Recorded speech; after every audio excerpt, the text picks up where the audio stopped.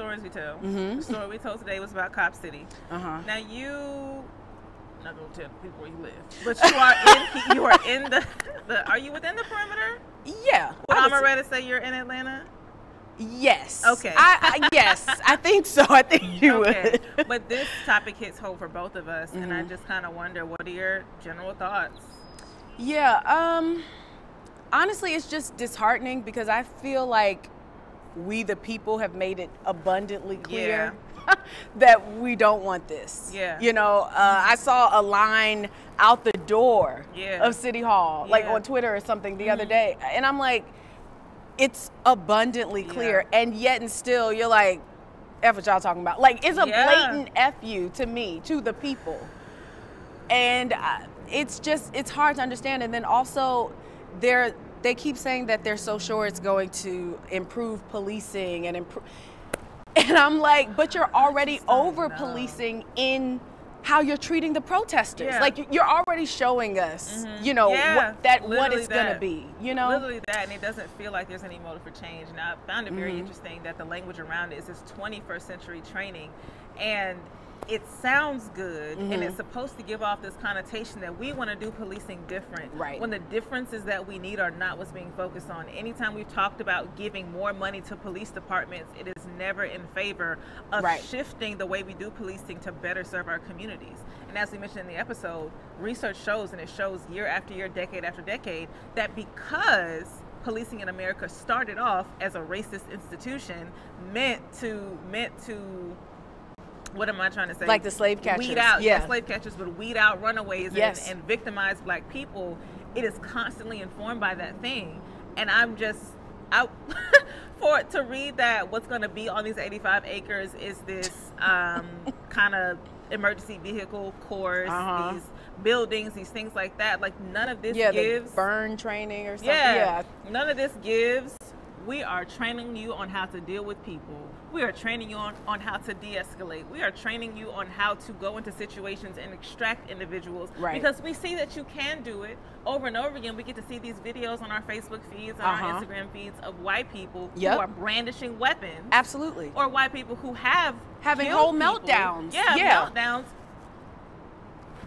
Are reprimanded and apprehended easily. Taken in, live to see another day, but we die every single time. And so, like we said, if you're not talking about those things, we don't want to talk. That's and right. It's not even to say that there are abolitionists, which I completely understand and support where they're coming from, and there are people who are just interested in defunding. There's also a world where if we were putting money into police for the things that we needed, everyone could be happy. Not a bad world. Exactly. That's not a bad world. Yeah, that's not a bad world if we were talking about putting the resources into the type of training that we need. Also, where's all this money? Y'all always talking about we had a deficit. Okay, but when y'all need the money, y'all find it for them. But when it's education, when it's the unhoused, when it's food insecurity, y'all just... And apparently America itself is in debt. Not even just state departments. America's in debt. So where are y'all finding the more money to spend? Let me know. And what I was mentioning earlier, everyone could be happy. So if everyone is not happy by the type of training the people are asking for, then we really have to question the motives of policing. Correct. We really do. And we already are. But nobody wants to have that conversation. Except you. Except me, I guess. And then something else that I thought was so interesting in my research, I found out about Tortuguita. I believe that's how you pronounce it. That's the person that was shot. That was killed at the protest. And in all the articles that I read, it talked about them being a man who identifies as this. And what I said to you when I first got here was, is this about the young man that was killed? Yeah. You had to tell me they're a they. Yeah. I don't really know, because what I find... I try to see the sides of all things. I think that's what makes a good researcher and an unbiased researcher. But when media report these things, they go off what the person looks like.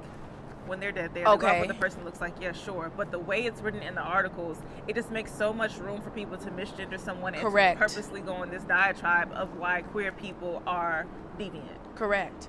Because you're calling this person what they were, but identifies as this, and I don't understand the purpose of that, and it's actually harmful. Yeah, it's so offensive. I need to be a little bit more responsible. And it's harmful for people who do it unintentionally, like me. I didn't know. I read what I read. I would never misgender, you know, or use the wrong pronoun with someone intentionally. I read articles. I did research as well, and I'm like, oh, the young man, because that's what y'all are writing. So to me, it's irresponsible reporting. Yeah, essentially that. Yeah. And we've got to do better. And there's so much talk around sensitivities.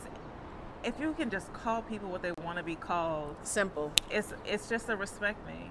It's simply out of respect. And I'm actually reading a book now. I'm obsessed with it. It's also by one of our Spelman sisters, I found out. But her name is Amina Forta, and she wrote The Gilded Ones. You've probably seen the cover art of it. But she wrote The Gilded Ones. I got through it. I was like, I need to get the next one. And in the next one, she really digs into so much representation, and the way that she does it is so masterful and surgical that it's also educating you on how to be considerate of people. And I think it's so important. And the book itself is just a YA novel. It's fantasy, but showing that we can exist in so many different ways and still be respectful of people's pronouns and whatever. So I need to read it's a process. Yeah, you definitely should. Yeah, it's a process for sure, but I expect more from media companies who are also going to be the same ones to write so much information about debacles or negative press, if someone is offended by something. Like, it has to go both ways. Correct. All right, Brittany, so what's tea? This segment, we're going to get into a little bit of what's going on with you personally right now. But before we do, we've had some tea today. Did you get a chance to taste it? I did not really. You don't have to, but it's a blend. What is it giving? It's a blend. It's giving like a Bellini and also a Tranquility. It's my favorite mix. I'm going to try some. Yes. Very good, very good. I'm very excited, actually. Let's see what it's giving. There's no honey in it. That's good. I'm glad there's not. Okay. This is delicious. It's actually very good without the honey. Yeah. Go off. It could be a Tiavana sponsorship, but I don't know. Tell them to stop playing with you. I don't know. This is delicious. Very good. But what is your drink of choice? Actually, you know what? I'm not a big drinker, but I do love a peach Bellini. Ooh. I love a peach Bellini, but I also just love a margarita. Okay. Yeah. Just classic, standard margarita. Margaritas are also my choice, and I will admit I feel a little bit childish every time I ask for one at the bar, but tequila is my drink. Really? Why do you feel childish? Because there are so many options. The mixologists are back there throwing down, and I'm asking for a margarita. Listen, that's what you want. I'm here for it. It's what I want. But, so yeah, let's get into what's going on with you. So, you've let the people know you're an actress. Correct. You're a singer. You also do quite a few other things. You're my acting coach. You also work in theater right now currently. Yep. But there's also a writer's strike going on, which means you're not on set at Miss Pat. No. So can you talk to the people who might not know anything about this writer's strike? What's going on right now?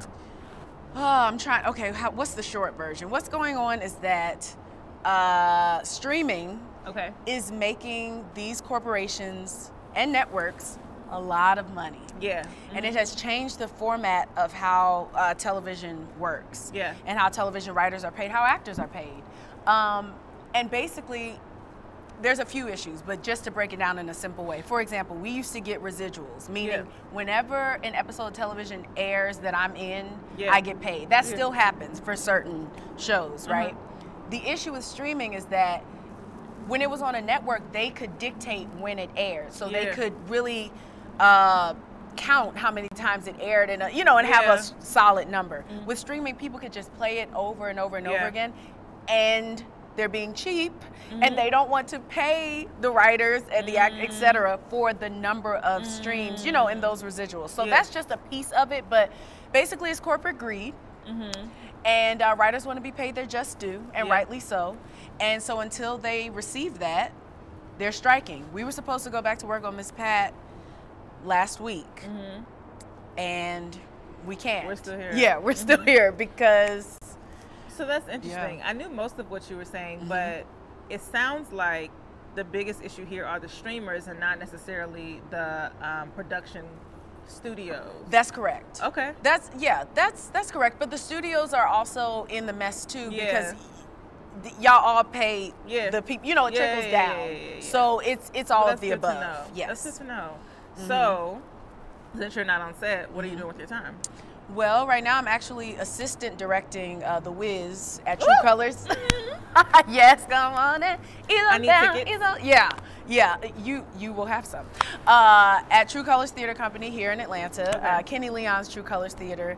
Yeah, so I'm assistant directing that. This is our first week of rehearsals. I'm very excited. It's going to be an amazing show. But yeah, I am a multi-hyphenate artist, and it's like, you're not going to keep me down for too long. You know, if I'm not doing Miss Pat, I'm going to find something else. I also have a contract with Clayton County Public Schools. Oh, wow. And I do a summer intensive there. This is the second year, like with the kids there, Wow. like ages 13 to 16, teaching them about acting 101, like, and also the business of acting and how to really get their start and all of that. So that's what I'll be doing. That's amazing. Yeah. I love the kids. Yeah, so same. That really warms my heart. Same. So you're doing quite a bit. Yeah. You're teaching the children. You're also directing, assisting directing in theater. And you're also starring talent. You have all these gifts. How do you see what you're doing right now impacting your legacy? Ooh. That's a great question. Okay, we'll come back to that because I think the first one, like, what is the goal? I know end goals aren't a thing anymore. I don't think for our generation. Like, we can always evolve and move, but like, where will you feel like you're at your prime? Oh, that's great. That's a great question. I think I can still answer them both in all of it. So my blueprint is Debbie Allen. And I feel like just saying that kind of answers your question. Yeah. But I will elaborate because to me, what she's been able to do is revolutionary, and it's not something that you see happening a lot. And what I mean by that is someone who is a full-blown working artist at the top of their game, like out in the world, but also still teaching, still giving back, still pouring into the next generation. So often, when the girls are working, they don't have time for you. And I don't mean that in an offensive way. But like when we're working. And then when that phone stops ringing a little bit or things die down, then it's like, oh, let me go teach it. But it's like you can do both at the same time. And so that is my goal. And I want that to be a part of my legacy, that I always gave back, but that I also was continuing to just ascend and grow and be at the top of my game.